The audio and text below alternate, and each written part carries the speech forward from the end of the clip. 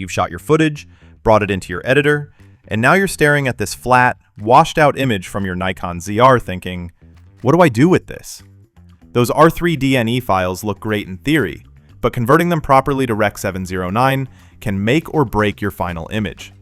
And if you're new to this workflow, it can feel a little overwhelming at first.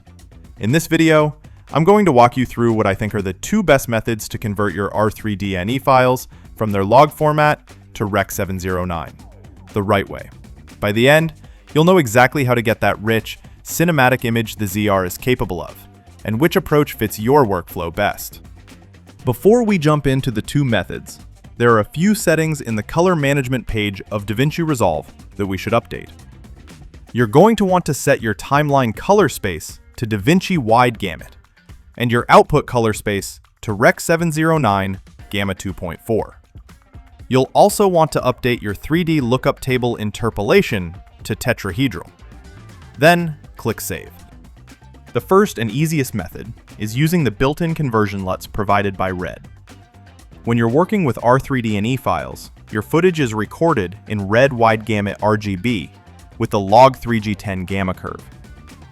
This format is designed to capture the full dynamic range and color information from the sensor. But that's why it looks so flat straight out of camera. To bring it to life, you'll want to apply a red wide gamut to Rec. 709 LUT. This transforms your image into the standard Rec. 709 color space, giving it accurate contrast and color that's ready for viewing or light grading. If you're editing in DaVinci Resolve, simply apply the LUT to the end of your node tree, do all your exposure and color adjustments on nodes prior to the LUT. You can find a selection of LUTs on Red's official website. The link is in the description. This method is fast, reliable, and consistent. Perfect if you're looking to maintain accurate color while keeping a streamlined post-production workflow.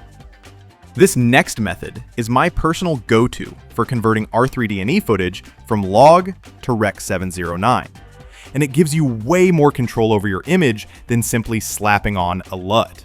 Here's how to do it. Inside the color page of DaVinci Resolve, create a series of nodes, at least 3. Then, search for Color Space Transform in the Effects panel and drop it onto 2 of those nodes. On the first Color Space Transform node, set your input color space to red wide gamut RGB and your input gamma to red log 3G10. For the output, choose DaVinci Wide Gamut and DaVinci Intermediate.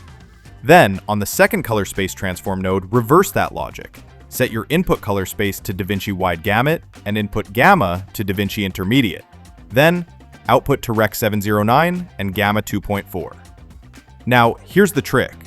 Do all your exposure, contrast, and color adjustments between those 2 nodes. This setup gives you a true-to-life Rec. 709 conversion while keeping all the flexibility of working in a wide color space.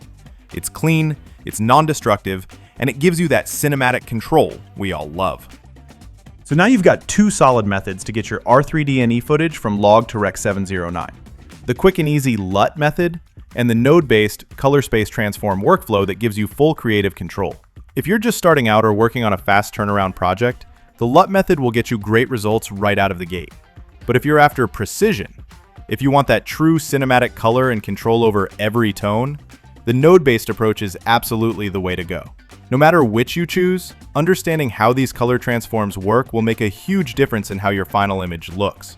And if you're looking to get even more out of your Nikon ZR and your R3D footage, make sure to check out my other videos. I'll be covering setup, workflow, and post-production tips to help you unlock the camera's full potential. If you found this helpful, don't forget to subscribe and hit that like button.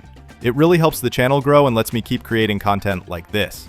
Thanks for watching, and I'll see you in the next one.